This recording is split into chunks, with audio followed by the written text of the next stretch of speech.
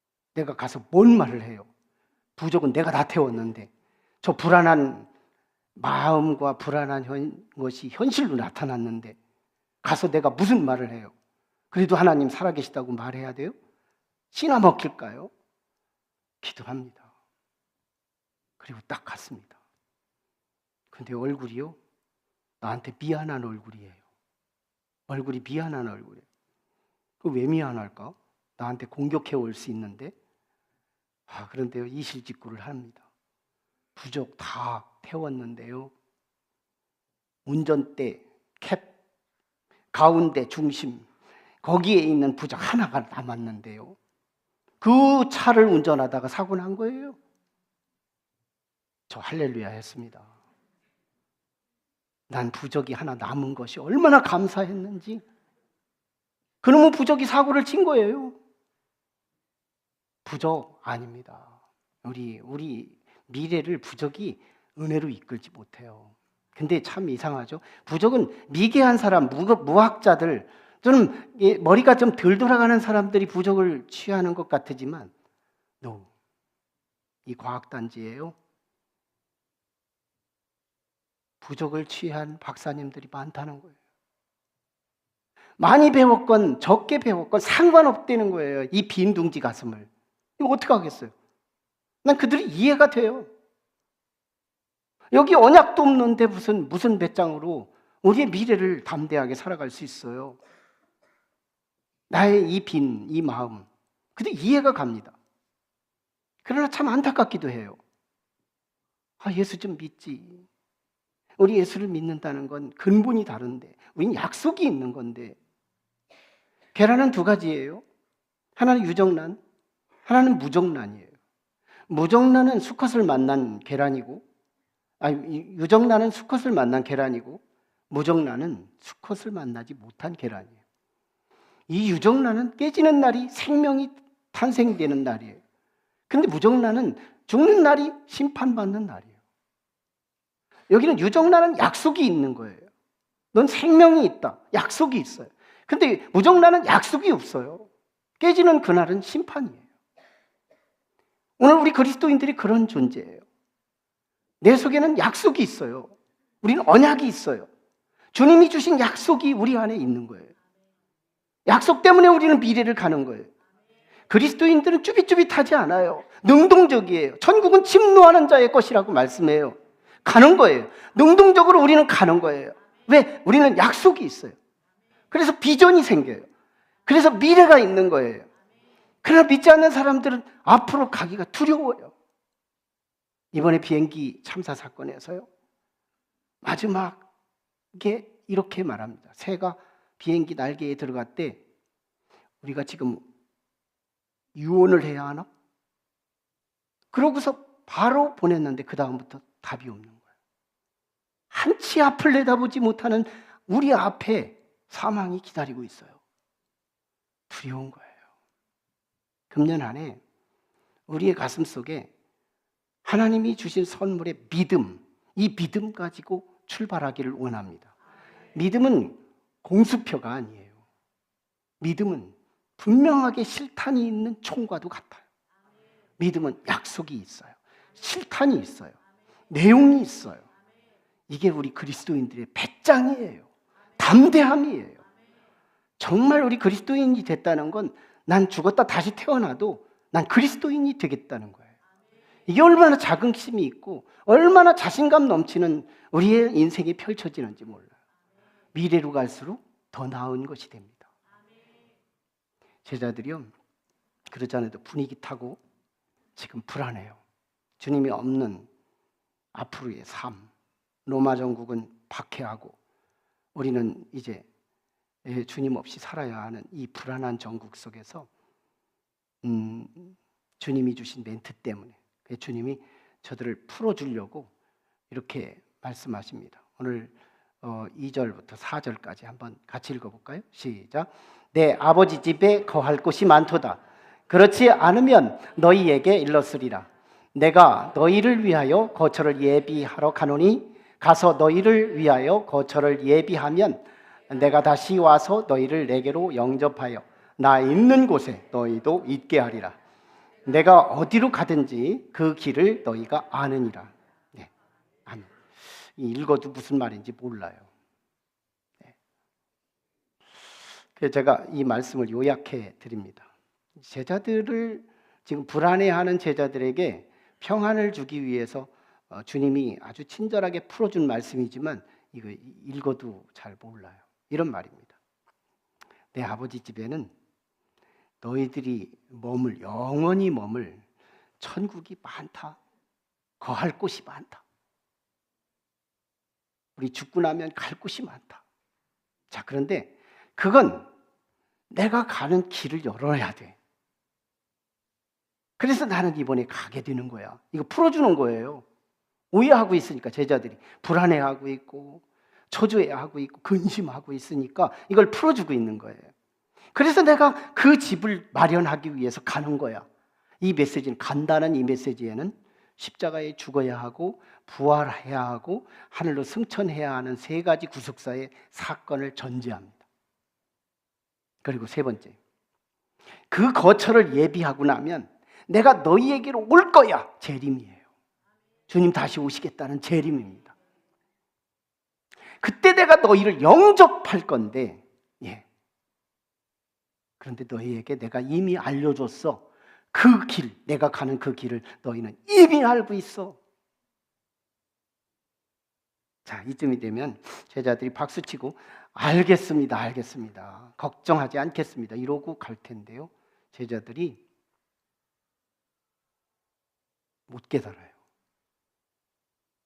아직 성령께서 임하지 않았기 때문일 테지만 못 깨닫습니다. 제일 못 깨닫는, 더디 깨닫는 도마가, 이 사도 요한이 도마 한 사람을 통해서 모든 제자가 깨닫지 못한 걸 드러내는 건데요, 도마가 말합니다. 주님, 가시는 곳이 어딘지 모르는데 가시는 길을 우리가 어떻게 알겠습니까? 이게 5절에서 도마가 예수님께 반문하는 거예요.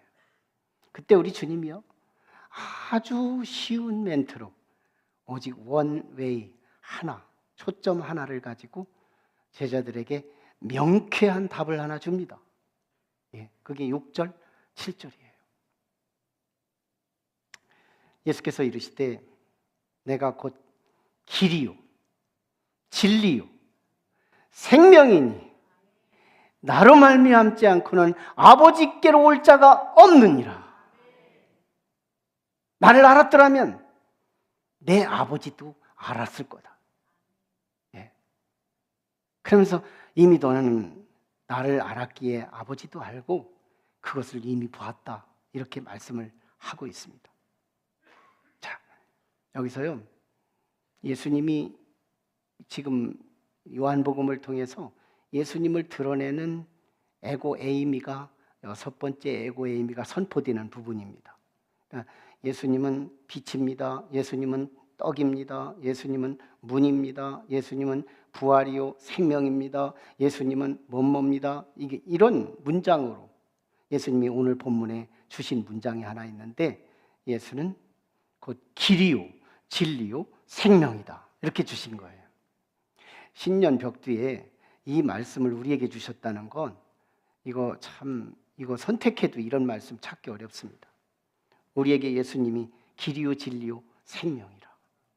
자, 근데요, 많은 분리해가지고 예수님의 속성을 길이라고 진리이고 생명이라고 이렇게 따로 나누어서 또 볼 수 있지만요, 가장 많은 성서학자들이 지배적으로 해석하는 게 뭐냐면 길이, 진리와 생명을 수식하는 방식으로 해석합니다.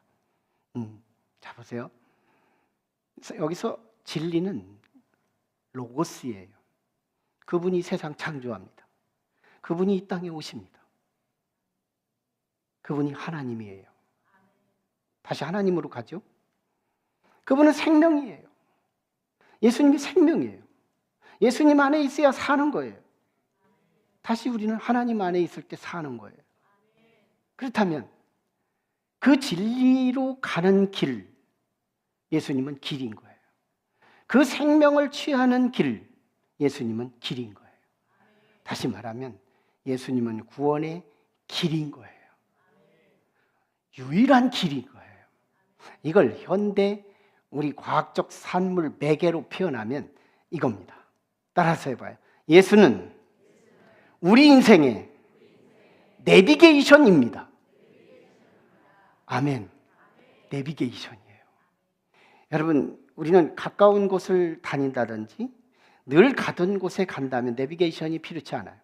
그런데 새로운 곳에 간다든지 아주 먼 곳에 간다면 놀라운 거기에 맞는 내비게이션이 있어야 거기에 길과 진리와 생명을 경험합니다.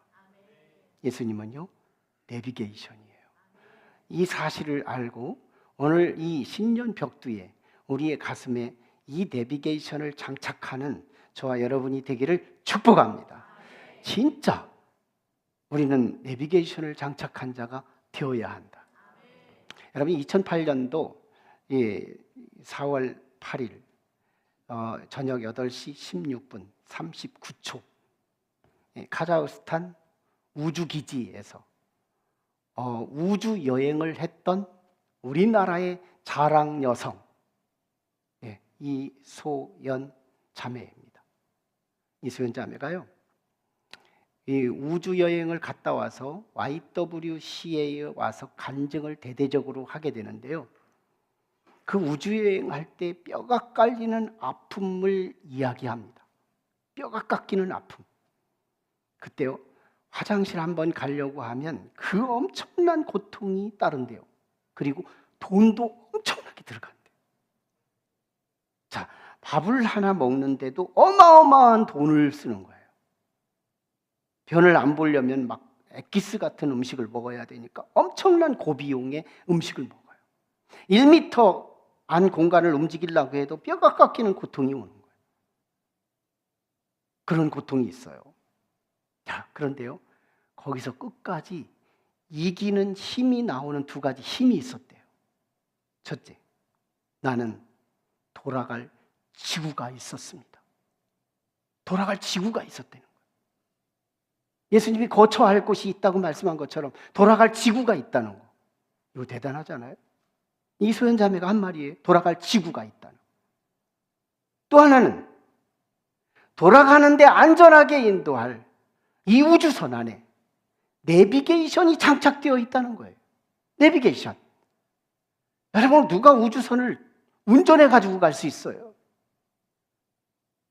최첨단의 기술과 함께 장착된 이 우주선 안에는 내비게이션이 내가 방향을 잡는 게 아니라 내비게이션이 방향을 잡고 가도록 되어 있는 거예요. 그게 믿음이 되더라는 거예요. 그 크리스찬이에요. 믿음으로 신앙을 간증하면서 고백한 내용이에요. 얼마나 위대한 거예요? 나는 돌아갈 지구가 있고 나는 돌아가는데 안전하게 인도할 내비게이션이 있다. 그게요, 모진 고난을 이기는 힘을 분출시키더라는 거예요. 이기게 하더라는 거예요. 이제 오늘 이 신년 벽두에 우리의 가슴 속에 한 가지 분명하게 장착되어야 할 게 있어요. 내가 곧 길이요 진리요 생명이니 나로 말미암지 않고는 아버지께로 갈 자 없다. 나로 말미암지 않고는 천국에 갈 자 없다. 나로 말미암지 않고는 진리를 경험할 수 없고 나로 말미암지 않고는 생명을 얻을 수 없고 예수 그리스도 오직 예수 그분만 내 가슴에 확실하게 장착된다면 다윗처럼요, 툭하면 하나님, 툭하면 예수님. 우리의 입술이 금년 안에는 툭하면 예수가 나오는 예수 그리스도가 나의 인생의 내비게이션이 되는, 나는 이렇게 가는 것 같은데 내비게이션은 저렇게 갈 때 나는 따라갈 수 있는 주님의 인도. 그래서 우리가 마지막에 가는 그 장소 어딜까요? 영원한 파라다이스. 진짜 이 세상에서 지지고 볶고 참 힘들고 어려웠고 언제 떠날까? 이게 이 땅에 참 힘들고 어려운 인생의 고통 속에서요, 여러분, 영원한 그 천국은 상상할 수 없어요. 전 믿음이 이게 이 천국에 간다는 이 소망이 우리 제 가슴에 있는 이 부스러기를 나눠주고 싶어요. 우리의 끝자락엔요, 상상할 수 없는 파라다이스, 영원한 천국. 천군 천사들이 지금은 우리 위에 있지만 그때는 우리 밑에서 우리를 그리스도와 함께 왕노릇하는 엄청난 그리스도의 통치의 나라, 이 천국을 예수님 타고 갑니다. 예수님 타고 가요. 제가 한 장애인 우리 성도님 신방을 하면서 이런 말씀을 했어요. 이 땅에서요, 차를 타고 가는 장애인, 아무리 건강하고 스피드한 건강한 사람, 차 타고 가는 그분 못 따라갑니다. 차 타고 가는 그분 못 따라가요.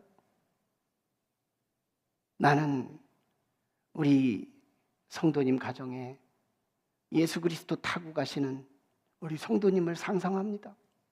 예수님 타고 가신다면 이 세상에 아무리 기라성 같은 사람들 다 부러워할 수밖에 없는 인생이 될 거라고 이 말씀을 저는 전했거든요. 예수 타고 가자. 예수 따라가자. 여러분 결코 후회하지 않아요. 왜 많은 사람들이 예수를 믿고 지구의 3분의 2가 예수 믿는다고 전체적인 통계에서 나오고 있는데 이 엄청난 많은 인류가 왜 예수에게 집중하느냐는 거예요. 결코 언어의 도단이 아니고 언어의 장난이 아니에요. 우리는 예수 그리스도가 나는 믿기만 했는데 천국에 왔어요. 내비게이션이기 때문이에요. 기도하겠습니다.